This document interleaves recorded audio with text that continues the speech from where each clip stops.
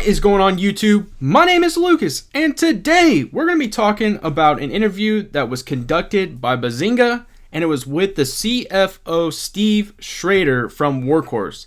And I think that there was a lot of good information in this interview, but the big piece of information I want to talk about is moving forward with the drone aspect, their Horsefly, and how this really impacts other companies, because Steve really talked about going through the FAA and getting some approvals and things like that, the time frame at which it takes to get through those approvals, and really what are the expectations from the FAA since they're so strict on drone flying. So if you're interested in this topic, I suggest you stay tuned right after this.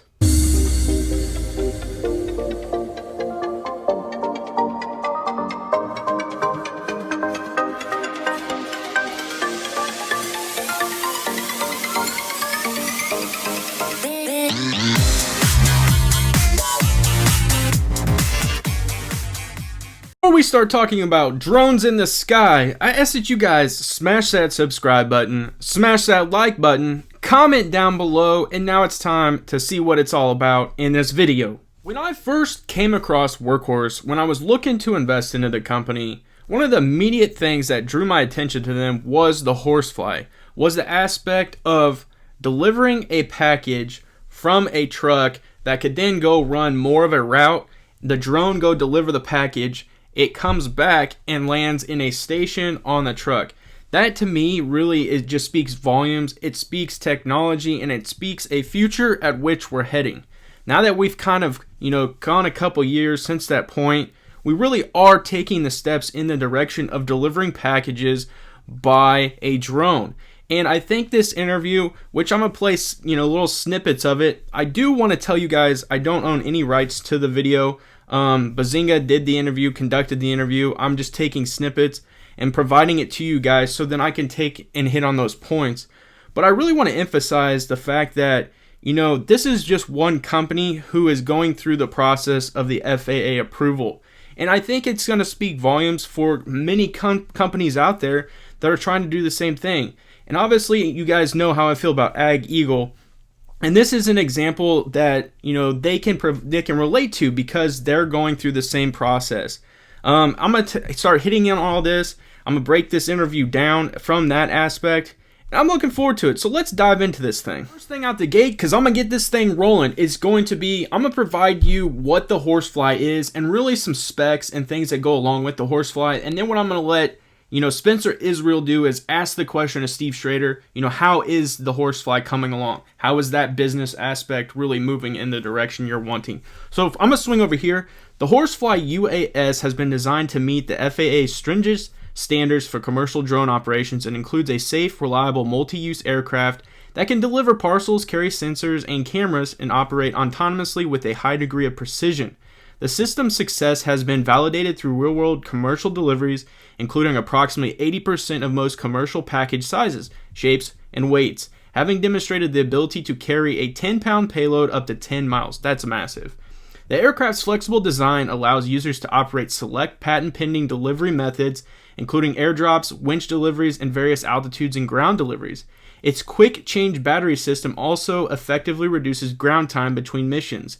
The aircraft's durable structure supports superior levels of reliability and the high utilization, demanding markets of commercial and industrial users. So now what I'm going to do is I'm going to let Spencer ask the question to Steve, and I'm going to let Steve answer that for you. Last we had talked, I believe you had mentioned, of course, part of your technology, aside from the trucks, is the drones. You have some patents for that. How is that going? It's going well. From a drone, if you want to use a drone in a long-term commercial business, you need to get FAA certifications. You need to get a type certification and a production certification. So that process takes about 12 to 18 months. So we're starting that process right now and going through that time period. So again, you can do things on an exception basis and a trial and a pilot basis. But if you want to make it a long-term business, you need to get these certifications, and that's the process we're starting. Next snippet from this interview, Steve goes into talking about, how strict and how tough the FAA is, but it's a good reason for them to be tough. I think that's kind of plays a hand into all these drone companies specifically AgEagle, as they're trying to progress future, in the future of drone delivery. I think, with that major backing from that huge e-commerce, whoever it may be, I think this is a huge step, a huge hurdle that they're having to accomplish. And, Steve will talk about the time frame, but I think that's a big picture. That's a big piece, especially with where we're at in this stage of just delivery. If it takes 12 to 18 months to do a delivery or get approval from the FAA to do a delivery, I think that speaks kind of where we're at with a lot of these companies. So I'm going to swing over here and provide you a little bit more on the FAA. FAA type certification is the only path to scaling meaningful long-term commercial revenue operations in the U.S., and we believe our aerospace division is firmly on that path, said Workhorse CEO Dwayne Hughes. We first started developing our unmanned aerial system over 4 years ago and have come a very long way in that time. Workhorse Aerospace has flown hundreds of live package deliveries in multiple states, with direct operating cost of the aircraft coming in at less than 3 cents per mile. Package delivery integrated via drone represents a true step function improvement, in terms of cost and efficiency. While there is much work ahead, this formal application is a milestone achievement for our team. I agree, it really is. And like I stated, it just takes a lot of time. There's a lot of hours, 400 hours you have to obviously log. So that's a big deal. We will continue to work diligently over the coming months as we progress through the various stages of the approval process. And I think this also kind of goes hand in hand and ties with, the future of the USPS contract. I think it goes hand in hand with the future of, let's say, a major e-commerce coming in and swooping in, refrigeration trucks, delivery trucks, drones that are attached to these trucks with Workhorse. So this is just a huge step in the right direction. So now I'm going to let Steve talk about it. Good for the FAA is they obviously want to make sure that these drones are safe for everybody from the standpoint of package delivery. And so they make you fly a lot. They make you fly over 400 hours on a lot of different missions. And we're going to we're going to be doing that. And again, in 12 to 18 months, hopefully we'll get certifications, and then we can actually have a long-term business that we think can be just as lucrative as the truck business. This next piece is really, really telling for a lot of companies, and not just Workhorse. And the reason I say that is because Spencer Israel really kind of, pokes the question at, does the FAA just have you fly from point A to point B? And obviously, Steve Schrader goes into a lot of detail here, and I think that really starts to speak volumes on the likes of an AgEagle, who is trying to get through the same processes as far as, they just acquired a partnership with Valkyrie. Obviously, Valkyrie has a mailbox, and so in that entire steps, the FAA eventually will start looking at them. Can they land those drones and get the packages at which they're, needing to go?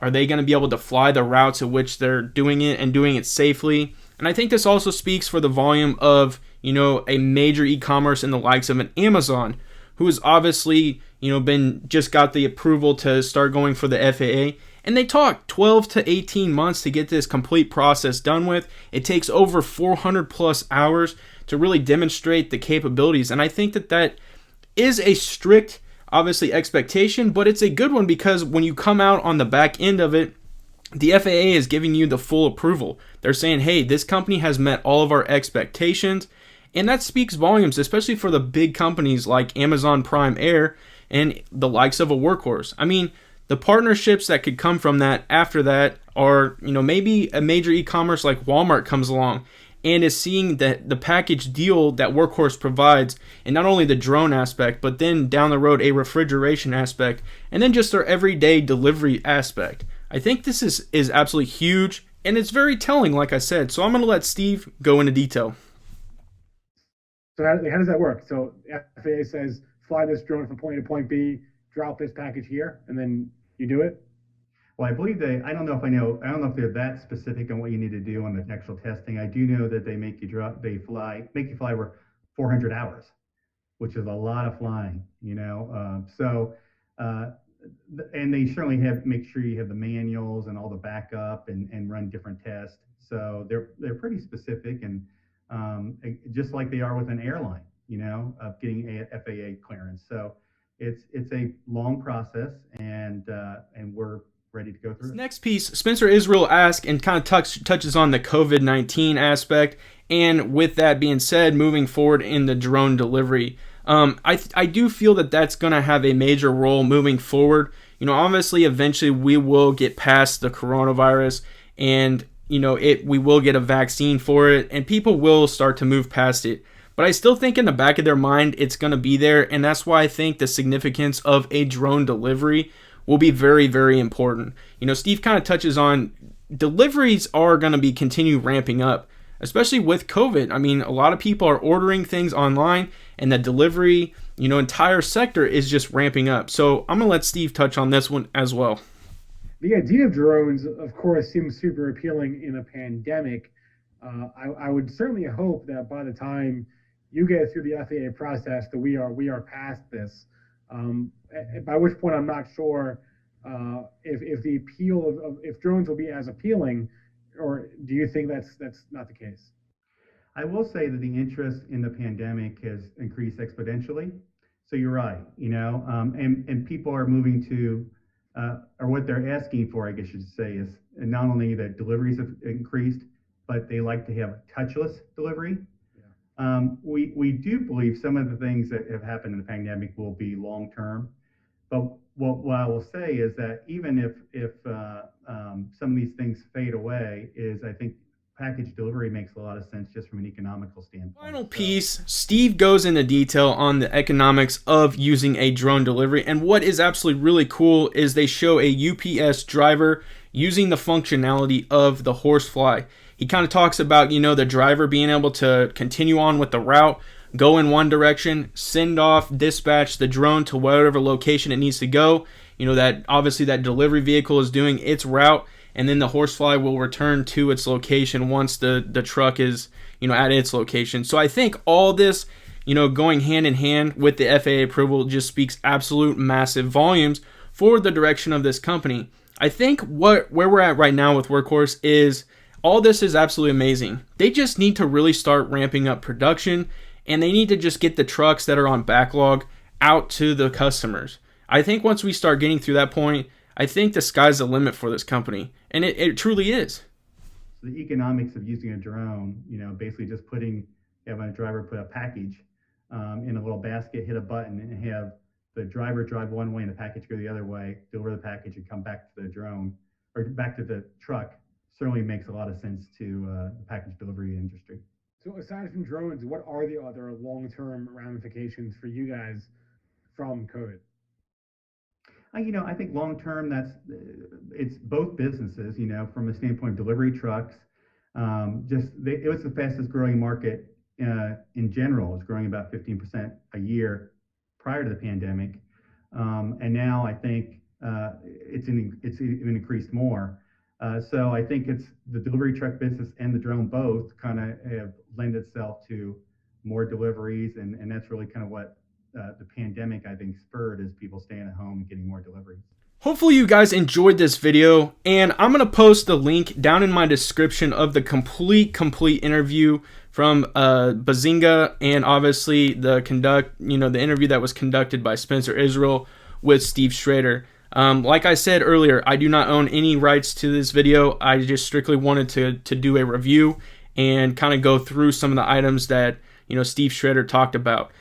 I appreciate you guys swinging by.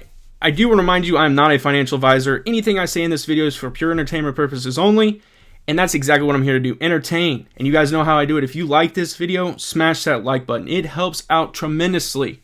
And if you enjoy the content, because I'm going to keep the content flowing, subscribe to my YouTube channel. And as always, have a good day.